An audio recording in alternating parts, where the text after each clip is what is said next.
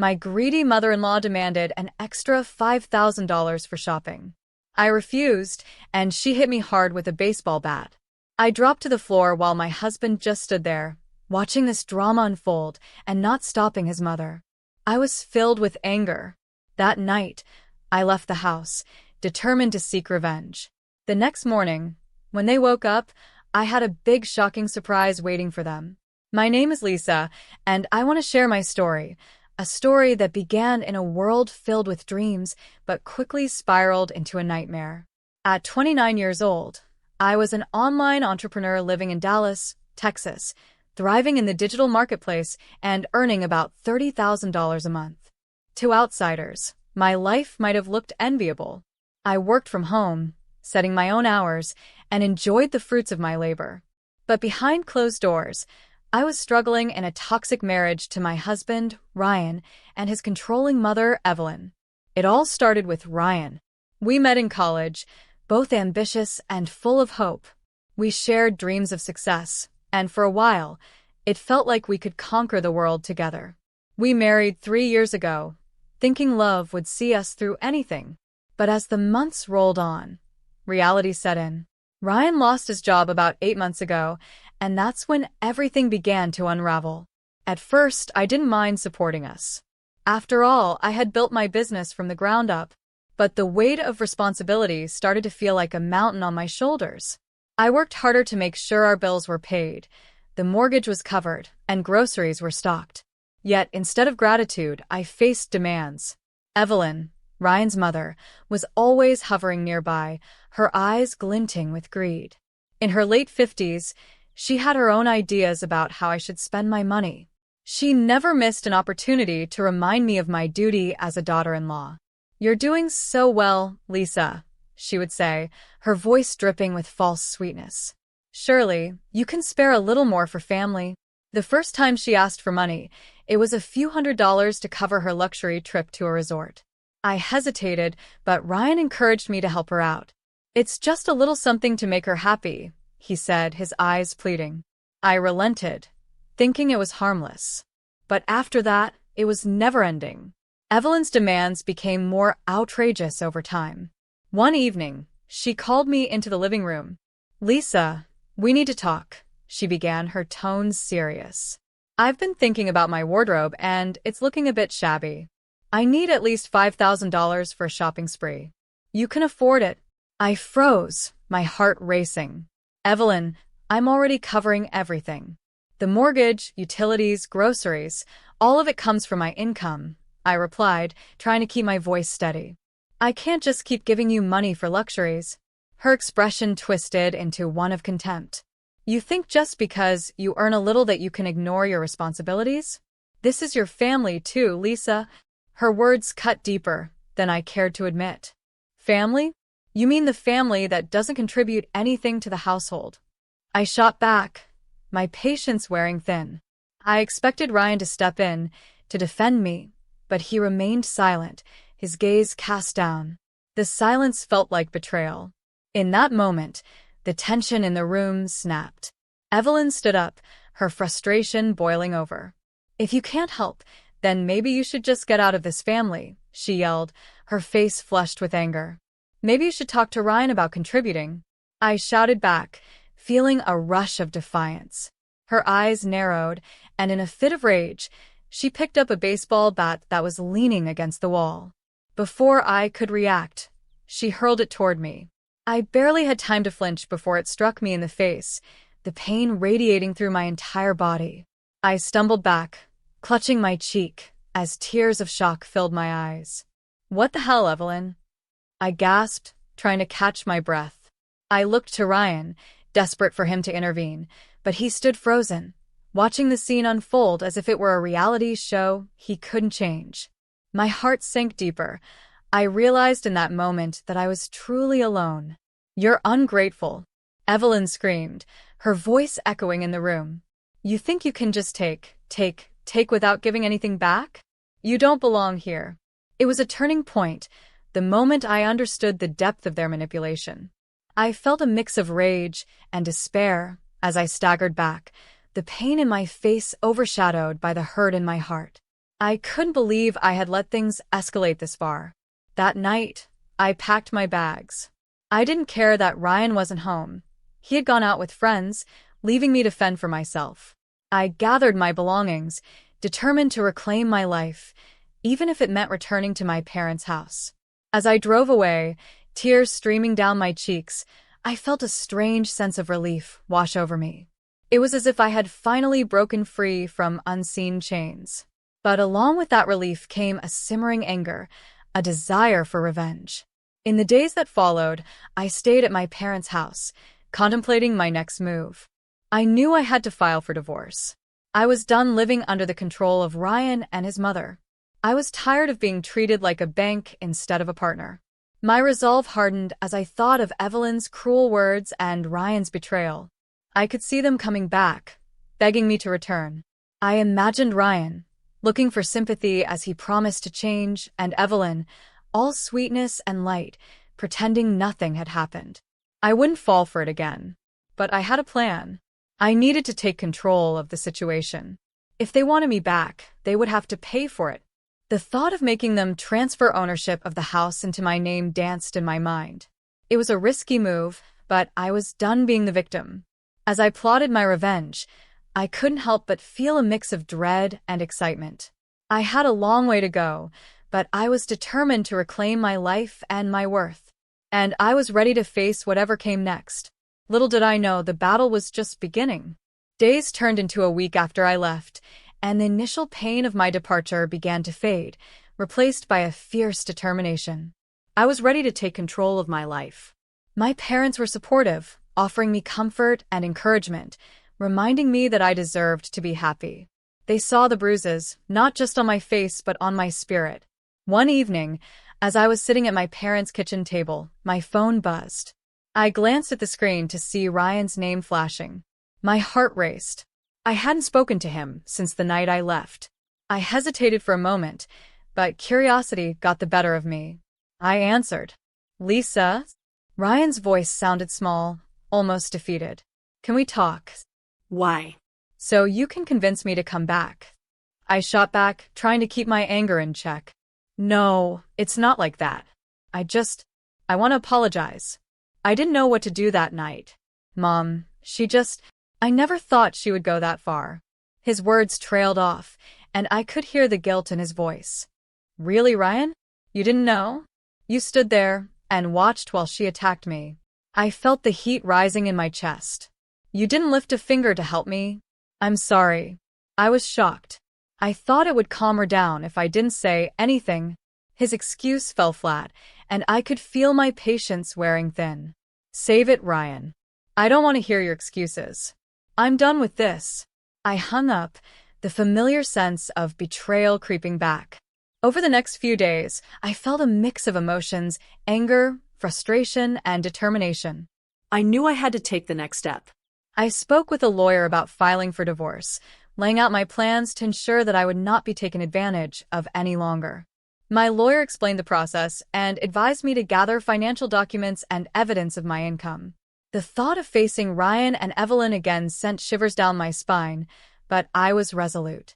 That Friday, I received an unexpected visitor. As I was watching television, my mom came into the living room with a concerned expression.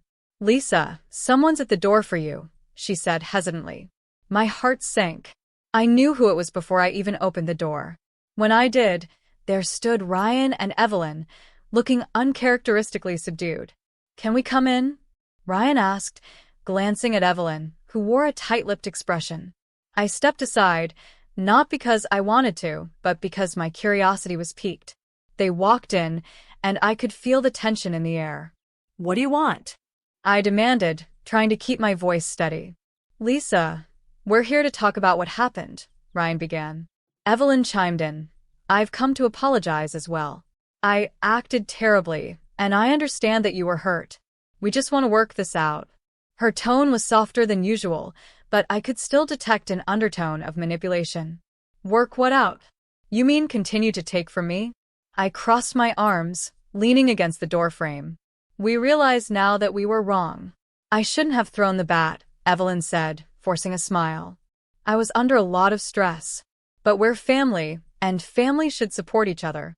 Support? You've done nothing but take and demand. Family doesn't treat each other like this.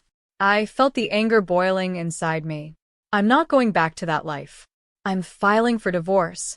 Ryan's expression shifted from confusion to panic. You don't have to do that, Lisa. We can make changes. Just give me a chance. Changes? Like what? You standing idly by while your mother bullies me? I shook my head, feeling the weight of my decision solidify. Please, just hear us out. We'll do better, Ryan pleaded, desperation in his voice. Evelyn added, What do you want, Lisa? Just name it, and we can figure something out. I hesitated. There was a part of me that wanted to lash out, but there was another part that was calculating, ready to seize the moment. If you want me back, you need to transfer the house into my name. That's the only way I'll even consider it. Silence filled the room as they processed my words. Ryan glanced at his mother, and I could see the gears turning in his mind. They exchanged a look, one that screamed of desperation and panic. Are you serious? Ryan asked, disbelief in his voice. I've never been more serious, I replied firmly. You either want me back or you don't. Evelyn's face twisted into a mask of anger, but I could also see a glimmer of fear. You can't be serious, Lisa. You're asking for too much. No, I shot back. You're the ones who have taken too much for too long. After what felt like an eternity, Ryan sighed, defeated. Okay, we'll do it. We'll transfer the house to you. Just please, don't file for divorce. Evelyn didn't look pleased, but she nodded, clearly realizing that she had little choice. Fine. Let's just get this done. As they left, I felt a mix of triumph and unease. I had them right where I wanted them, but I also knew this was just the beginning. The battle for my independence was far from over, and the true extent of their manipulation would soon be revealed. I was ready to fight, but I could still feel the weight of their betrayal pressing down on me. The next steps would be crucial, and I needed to stay strong. With a newfound sense of purpose, I began to prepare for the changes ahead, knowing that the final act of reclaiming my life was yet to come. After that tense confrontation, the atmosphere shifted in my life. I was filled with a mixture of hope and caution as I prepared for the transfer of the house into my name. I needed to ensure that every detail was handled correctly. This was my chance to reclaim my independence and finally escape the grip of Ryan and Evelyn. The following week, Ryan and Evelyn returned to my parents' house, bringing with them a set of legal documents. I examined the papers carefully, heart pounding with anticipation. This was it, the moment I could turn the tables on them. Here's the paperwork, Ryan said, his tone serious as he laid the documents on the table.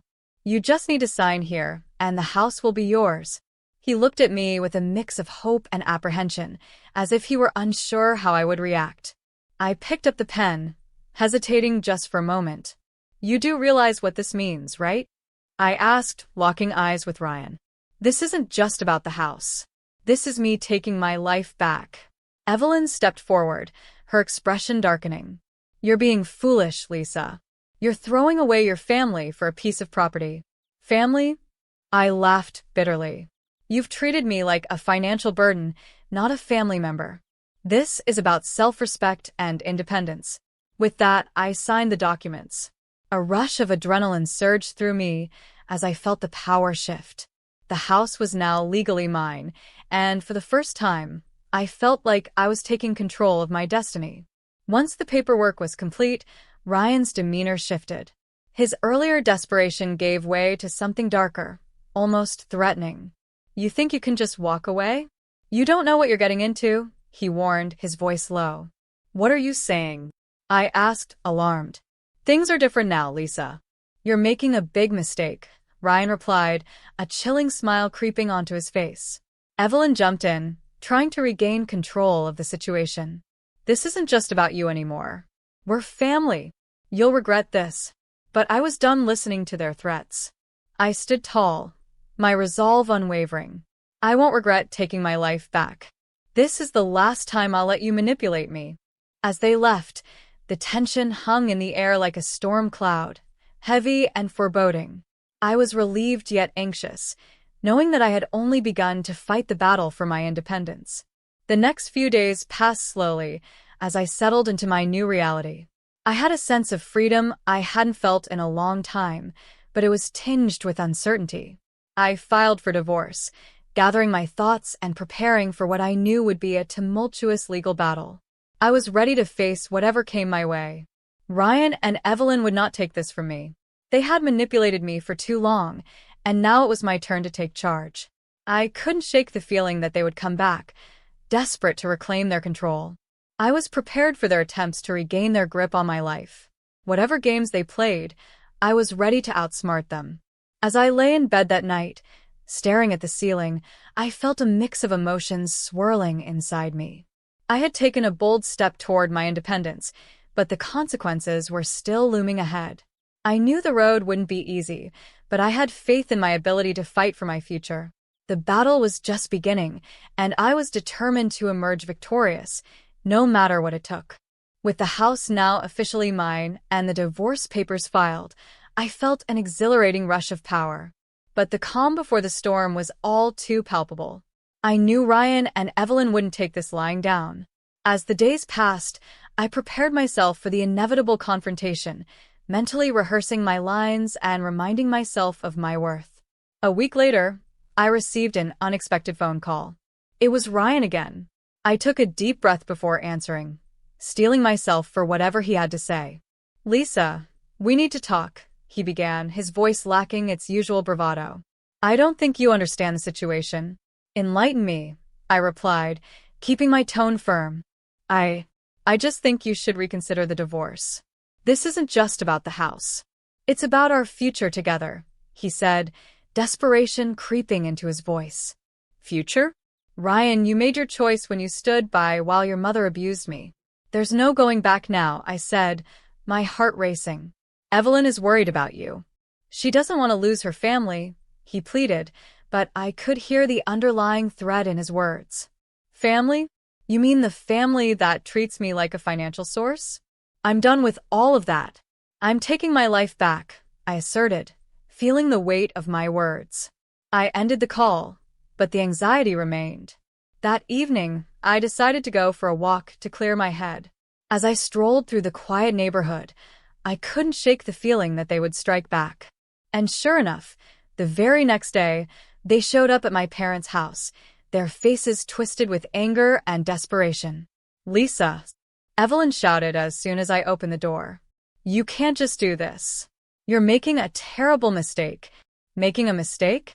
I think it's you two who are mistaken if you think I'll go back to that life," I replied, feeling a surge of defiance. Ryan stepped forward, his expression serious. "You don't know the implications of what you're doing. You think you can just walk away from us for me? You have no idea what we're capable of." His words hung in the air, a chilling reminder of the lengths they would go to retain their control. But I stood my ground, my heart racing. "You underestimate me. I'm not afraid of you anymore." Evelyn's face contorted with rage. "You will regret this, Lisa. You think you've won, but this isn't over." I felt a shiver run down my spine, but I wasn't about to back down. "No, it's over. I refuse to let you manipulate me any longer. I'll fight for my happiness, with or without you." They left, but not without casting their threats. I could feel the darkness surrounding them, and it only fueled my resolve to push forward. I was done being their victim. A few weeks later, the court date for my divorce arrived. My heart raced as I walked into the courtroom, ready to face the final chapter of this painful saga.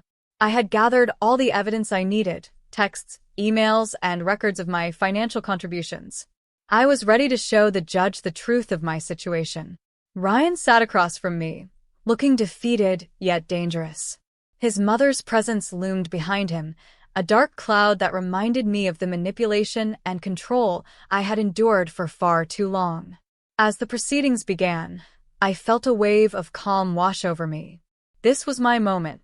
As I presented my case, I could see Ryan squirming in his seat, his facade crumbling under the weight of the truth. The judge listened carefully to both sides, and I could sense the shift in the room as my evidence spoke louder than any of their lies. Finally, the judge delivered the verdict. Given the evidence presented and the circumstances of your marriage, I grant the divorce. Lisa, you are entitled to retain the house and any financial assets accrued during your marriage. A rush of relief washed over me, and I felt the weight of 1,000 chains shatter. I had done it. I was free. As I left the courthouse, I took a deep breath, ready to embrace the future. I knew there would still be challenges ahead, but for the first time in a long time, I felt hope. I had reclaimed my independence, my dignity, and most importantly, my self-worth. The betrayal and manipulation of my past would no longer define me. I was ready to move on and embrace a life filled with possibilities. The lessons I had learned would stay with me, guiding me as I stepped into a new chapter, one where I was in control of my destiny.